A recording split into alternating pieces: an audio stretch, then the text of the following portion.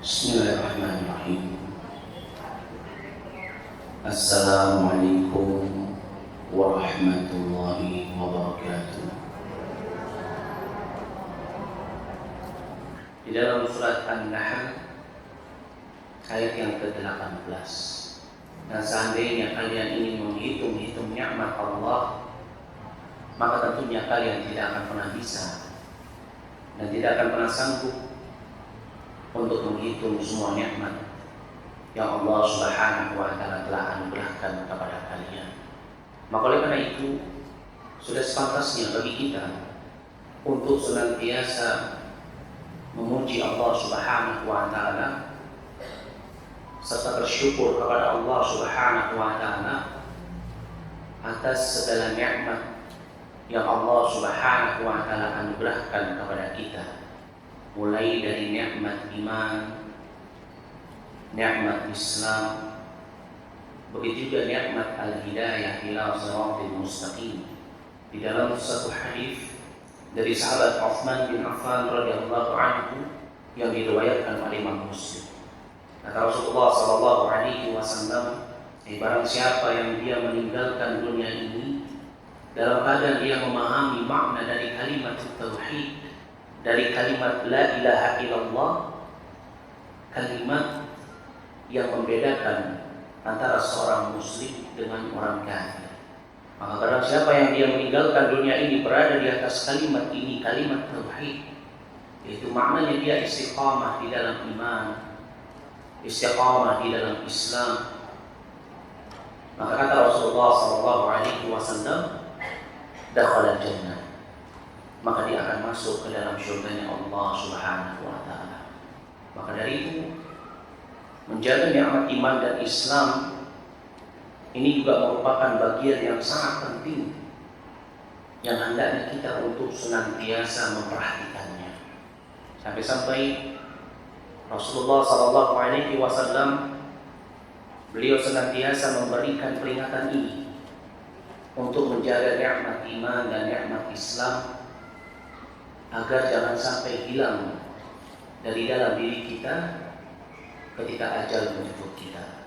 Rasulullah sallallahu alaihi wasallam beliau biasa membawakan firman Allah Subhanahu wa Ta'ala di dalam setiap khutbah hajahnya beliau. Beliau senantiasa membacakan firman Allah di dalam surat Ali Imran ayat yang ke-102, di mana Allah Subhanahu wa Ta'ala berfirman, wahai orang-orang yang beriman, bertakwalah kalian kepada Allah dengan sebenar-benarnya takwa, dan janganlah sampai kalian meninggalkan dunia ini kecuali kalian dalam keadaan seorang muslim. Masya Allah. Maka dari itu takwa ini merupakan sebab utama terjaganya iman dan Islam seseorang. Maka tetapi perlu kita ketahui bahwasanya takwa itu maknanya bukan hanya sekedar seseorang dia menjalankan apa yang Allah Subhanahu wa Ta'ala perintahkan, dan bukan cuma sekedar seseorang dia meninggalkan segala hal yang diharamkan oleh Allah Subhanahu wa Ta'ala, tetapi nafas daripada ketakwaan itu sendiri, fondasi daripada ketakwaan itu sendiri, asas daripada ketakwaan itu sendiri, yaitu adalah al-ilmu wal amal bih. Yani seseorang dia tidak beramal kecuali dibangun di atas ilmu. Maka oleh karena itu, sahabat Ali bin Abi Thalib radhiyallahu anhu beliau memberikan definisi yang begitu lengkap tentang makna ketakwaan. Kata beliau, bahwasanya takwa itu maknanya adalah al-khauf minal jahil. Takwa itu adalah seseorang dia takut kepada Allah, sehingga dengan rasa takutnya itu dia menjalankan ketaatan dan menjauhi larangan. Akan tetapi takwa tidak cukup sampai di sini. Kata beliau, takwa itu adalah wal amal bitanzih. Jadi selain al-khauf minal jahil, takwa itu juga al-amal bitanzih, yaitu seseorang dia beramal dibangun di atas ilmu sesuai dengan Alkitab wa Sunnah, sesuai dengan petunjuknya Nabi Sallallahu Alaihi Wasallam. Maka tidaklah seseorang dikatakan sebagai orang yang bertakwa sampai dia beramal, beribadah, di mana amalannya tersebut, ibadahnya tersebut yang dia bangun kepada Allah Subhanahu Wa Taala itu dibangun di atas ilmu. Dan juga disebutkan oleh beliau bahwasanya takwa itu selain al-khauf minal jalil wal amal bitanzil, takwa itu maknanya juga al-qana'atu bil qalil. Hai seseorang merasa cukup dengan apa-apa yang sedikit yang Allah berikan kepada dirinya. Dan juga disebutkan oleh beliau bahwasanya takwa itu al-isti'dadu fi yaumir rahim. Takwa itu juga adalah seseorang dia mempersiapkan dirinya untuk kehidupan setelah kematian. Masya Allah. Maka dari itu kita ketahui bahwasannya asasnya daripada sebuah ketakwaan yaitu adalah ilmu. Maka dari itu ketika seseorang Allah Subhanahu Wa Taala inginkan kebaikan ada pada dirinya, yang maknanya terjaga imannya, terjaga Islamnya, kokohnya benteng ketakwaannya, maka pastilah Allah Subhanahu Wa Taala akan memberikannya pemahaman tentang dinul Islam. Allah akan memberikannya ilmu. Karena barang siapa yang Allah Subhanahu Wa Taala inginkan kebaikan untuk dirinya, sehingga dia senantiasa istiqamah di dalam jalan yang lurus, istiqamah di dalam ketakwaan, istiqamah di dalam iman, istiqamah di dalam agama yang selamat ini, Allah akan mudahkan jalannya untuk menuntut ilmu. Maka dari itu merupakan salah satu keutamaan seseorang yang dia mau menuntut ilmu syariat Islam, dia mau ihtimam di dalam ilmu yang berkaitan dengan dinul Islam, berkaitan dengan qala Allah wa qala Rasulullah sallallahu alaihi wasallam, maka Allah Subhanahu Wa Taala akan memudahkan jalannya untuk bisa masuk ke dalam syurganya. Bahkan tidak sampai di situ saja, Allah Subhanahu Wa Taala akan memberikan kepada dirinya ketenangan hidup. Allah akan liputi dirinya dengan rahmatnya. Bahkan disebutkan oleh Rasulullah Sallallahu Alaihi Wasallam, orang-orang yang dia semangat di dalam menuntut ilmu, orang-orang yang sukanya bermajelis ilmu, maka tatkala dia bermajelis ilmu, para malaikat menaungi mereka. Masya Allah. Dan juga ada nikmat yang begitu besar. Selain nikmat iman, selain nikmat Islam, selain nikmat al-hidayah ila siratal mustaqim, selain nikmat ilmu, ada dua nikmat yang Allah Subhanahu Wa Taala senantiasa berikan kepada kita sampai pada detik ini. Akan tetapi kebanyakan dari kita senantiasa lalai terhadap dua nikmat tersebut. Kebanyakan dari kita tidak bisa memanfaatkan dua nikmat tersebut dengan sebaik-baiknya. Dia adalah nikmat as-sihhatu wal faragh. Nikmat sehat dan juga nikmat al-waktu. Waktu luang, kesempatan hidup yang Allah Subhanahu Wa Taala anugerahkan kepada kita. Inilah dua nikmat yang sering terlupakan. Inilah dua nikmat yang kebanyakan kita lalai. Bahkan mungkin di antara kita banyak yang menghafal hadis ini, tetapi kebanyakan kita lalai di dalamnya. Maka oleh karena itu Rasulullah Sallallahu Alaihi Wasallam senantiasa mengingatkan kepada para sahabatnya tentang dua nikmat yang sering dilupakan oleh manusia ini, yaitu nikmat sehat dan juga nikmat al-maut. Disebutkan di dalam hadis dari sahabat Ibnu Abbas radhiyallahu anhuma yang diriwayatkan oleh Imam Bukhari, bahwasanya Rasulullah sallallahu alaihi wasallam beliau mengatakan kepada para sahabatnya, ada dua nikmat yang kebanyakan manusia itu lalai darinya, yaitu dia adalah nikmat sehat dan nikmat Allah. Kebanyakan kita ketika Allah Subhanahu Wa Taala berikan kita kesehatan, maka biasanya kita habiskan nikmat sehat yang Allah berikan kepada kita hanya untuk dunia atau hanya untuk hal-hal yang bisa memuaskan hawa nafsu kita. Begitu juga jika Allah Subhanahu Wa Taala memberikan kepada kita nikmat waktu, kita nggak disibukkan dengan kewajiban kita nggak disibukkan dengan pekerjaan kita, tidak disibukkan dengan dunia. Tetapi kebanyakan kita menghabiskan nikmat waktu luang tersebut hanya untuk memuaskan hawa nafsu kita. Padahal ini merupakan suatu hal yang sangat berbahaya. Disebutkan oleh Syekhul Islam Ibnu Qayyim rahimahullah, beliau mengatakan bahwasannya menyia-nyiakan waktu itu lebih berbahaya daripada kematian. Kenapa? Karena ketika seseorang dia menyia-nyiakan waktunya, maka itu akan memutus untuk berzikir kepada Allah dan memutus hubungannya terhadap darul akhirah. Jadi maknanya apa? Orang yang menyia-nyiakan waktunya, menyia-nyiakan nikmat sehat yang Allah Subhanahu wa taala anugerahkan kepadanya, pastilah dia nggak akan mengingat tentang darul akhirah. Pastilah dia merasa seolah-olah dia hidup di dunia ini untuk selama-lamanya.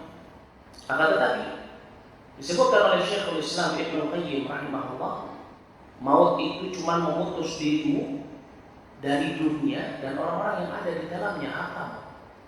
Maka dari itu beliau menyebutkan bahwasannya memutus atau menyia-nyiakan waktu ini merupakan perbuatan yang lebih berbahaya daripada yang namanya kematian. Maka oleh karena itu Rasulullah Sallallahu Alaihi Wasallam beliau senantiasa mewanti-wanti kepada para sahabatnya agar para sahabatnya senantiasa memperhatikan nikmat sehat, begitu juga nikmat waktu yang Allah Subhanahu wa taala anugerahkan kepada mereka. Disebutkan oleh sahabat Ibnu Umar radhiyallahu anhu di dalam hadis yang diriwayatkan oleh Imam Bukhari, suatu ketika kata beliau, Nabi sallallahu alaihi wasallam pernah memegang pundakku. Kemudian Nabi sallallahu alaihi wasallam mengatakan, "Jadilah engkau di dunia seolah-olah engkau ini adalah orang yang asing atau orang yang sedang melakukan suatu perjalanan." Jadi apa? Hendaknya engkau senantiasa memperhatikan dirimu, menjaga dirimu. Sebagaimana orang yang berada di suatu negeri yang asing, dia nggak punya sanak saudara, dia nggak punya teman, dia hanya sendirian. Maka tentunya dia pasti akan memperhatikan dan menjaga dirinya, memperhatikan bekal yang dia bawa, harta yang dia punya. Dia akan menjaga keselamatan dirinya agar apa? Agar tidak diganggu oleh orang yang asing. Begitu juga ketika seorang melakukan perjalanan yang jauh, safar, maka tentunya orang yang sedang melakukan safar dia akan menghemat-hemat terhadap perbekalannya. Dan ketika dia berada di suatu tempat, dia akan menyiapkan untuk perbekalan dalam perjalanannya berikutnya sampai dia kembali ke kampung halamannya. Maka inilah hakikat kita hidup di dunia. Kata sahabat Ibnu Umar radhiyallahu anhu, makna dari perkataan Rasulullah memerintahkan kita agar ketika kita hidup di dunia ini seperti orang yang asing atau orang yang sedang melakukan suatu perjalanan, yaitu apa? Jika engkau berada di waktu sore hari, janganlah engkau menanti datangnya pagi hari. Engkau menanti datangnya pagi hari ketika engkau berada di sore hari tanpa engkau melakukan suatu hal yang bermanfaat bagi kehidupanmu di akhirat kelak. Engkau sia-siakan waktumu, engkau leha-lehakan dirimu, kesehatan yang Allah berikan pada dirimu kau buang begitu saja. Begitu juga sebaliknya ketika sudah datang waktu pagi hari, di pagi hari engkau menanti datangnya sore hari tanpa engkau melakukan suatu hal atau amalan yang bermanfaat bagi dirimu nanti di kehidupan setelah kematian. Jadi seolah-olah seperti orang yang hidup hanya untuk menanti datangnya malam hari, begitu juga hanya untuk menanti datangnya pagi hari. Dan ini sebagaimana yang Allah Subhanahu wa taala sebutkan di dalam surat An-Nazi'at ayat yang ke-46, di mana Allah Subhanahu wa taala berfirman, ini orang-orang yang dimatikan dalam keadaan mereka tidak bisa memanfaatkan nikmat sehat dan nikmat waktu. Allah Subhanahu wa taala mengabarkan mereka tidaklah hidup di dunia seolah-olah hanya seperti orang yang hidupnya itu apa? Menanti datangnya waktu Isya dan menanti datangnya waktu duha. Tanpa berpikir kepada Allah, tanpa melakukan amalan-amalan saleh, tanpa dia sibukkan dirinya dengan ilmu, dengan amalan saleh, dengan ibadah, dengan ketaatan. Maka dari itu penting bagi kita, akhwati fillah yang dirahmati oleh Allah Subhanahu wa taala, untuk kita senantiasa memanfaatkan nikmat waktu dan nikmat sehat yang Allah Subhanahu wa taala anugerahkan kepada kita sebelum kematian itu datang kepada kita. Kerjakan amalan-amalan yang bisa mendatangkan pahala dari jariah. Manfaatkan setiap detik kita untuk melakukan suatu hal yang bermanfaat bagi kehidupan kita kelak setelah kematian kita. Karena tanda kebaikan Islamnya seseorang yaitu ketika dia bisa meninggalkan semua perkara yang tidak berguna bagi kehidupannya, baik kehidupan dunianya ataupun kehidupan akhiratnya. Min babil aula, terlebih lagi kehidupan akhiratnya. Maka dari itu ketika kita ingin melakukan sesuatu, maka hendaknya kita bisa menimbang, kira-kira amalan yang saya akan kerjakan ini bisa menyokong akhirat saya tidak? Kira-kira amalan yang saya kerjakan ini, yang akan saya lakukan ini, kira-kira bisa bermanfaat nggak untuk kehidupan setelah kematian saya? Dan ini merupakan karakteristik dan tanda kebaikan Islamnya seseorang ketika dia bisa memanfaatkan semua nikmat sehat, nikmat waktu yang Allah berikan kepada dirinya, dan nikmat-nikmat yang lainnya untuk hal-hal yang berguna bagi dirinya di akhirat kelak. Karena dia memahami bahwasannya fungsi dan tujuan penciptaannya dia di dunia bukan untuk menikmati dunia. Dia paham bahwasannya dia hidup di dunia ini tugasnya adalah untuk beribadah kepada Allah Subhanahu wa taala, bukan untuk mengikuti hawa nafsunya. Dan ini sebagaimana yang Allah Subhanahu wa taala kabarkan kepada kita di dalam surat Ad-Dariyat ayat yang ke-56, di mana Allah Subhanahu wa taala berfirman, dan tidaklah aku ciptakan jin dan manusia kecuali hanyalah untuk beribadah kepada diriku semata. Sebagaimana disebutkan di dalam surat Yusuf ayat yang ke-53.